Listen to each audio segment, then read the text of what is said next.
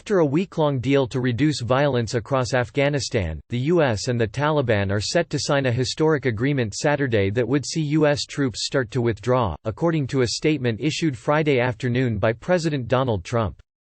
Soon, at my direction, Secretary of State Mike Pompeo will witness the signing of an agreement with representatives of the Taliban, while Secretary of Defense Mark Esper will issue a joint declaration with the government of Afghanistan.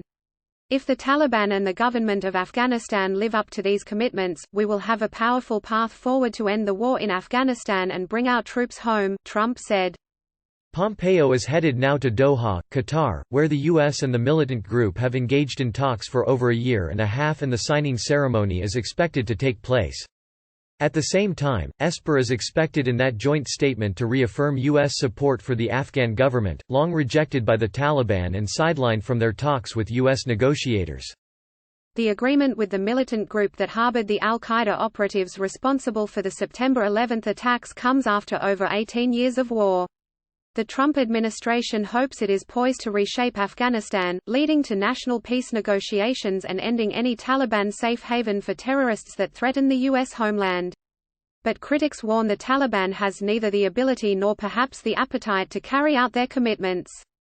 According to Pompeo, the agreement triggers a conditions-based and phased U.S. withdrawal and the commencement of Afghan negotiations where all sides of the conflict will sit down together and begin the hard work of reconciliation. U.S. officials say the deal also includes Taliban commitments on counter-terrorism, although those details are still unclear.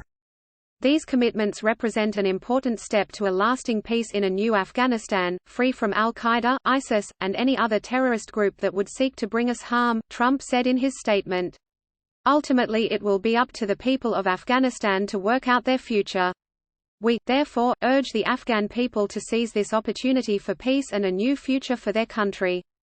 Initially, the U.S. will draw down its troops from 13,000 to 8,600, a level that General Scott Miller, the commander of U.S. and NATO forces, has said is still sufficient to carry out their mission. While that drawdown is expected to take months, conditions and timelines for further reductions after that are unclear.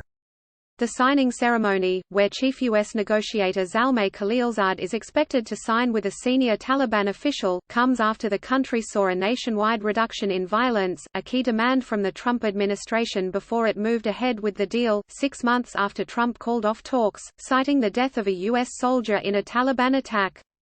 U.S. officials said that the week-long period would be key to seeing whether the Taliban had the commitment and control to reduce violence in the country, and Pompeo reported Tuesday that the deal held, with a significant reduction in major attacks. 2 explosions in Kabul during the week were quickly denied by the Taliban, with at least one claimed by ISIS's affiliate in the region. Still, there are doubts about the Taliban's commitment to countering terrorism, when the group itself conducts terror attacks and maintains ties with al-Qaeda, or to Afghan national peace negotiations because it still does not recognize the government of Afghanistan, which it sees as a U.S. puppet. But a senior administration official said there are verification mechanisms in the deal to ensure those counter-terrorism commitments are kept, and as part of the agreement, 10 days after signing, the militant group has agreed to sit down with an inclusive delegation of Afghans that includes representatives of the government, although in a private capacity. Arranging that delegation may prove difficult after a disputed election finally ended last Tuesday, 5 months after the votes were cast. Afghanistan's Independent Election Commission declared President Ashraf Ghani won re-election, but his challenger Abdullah, who had served as chief executive in a unity government after a problematic 2014 election, has denied the results and declared his own parallel government. Trump may also face headwinds at home.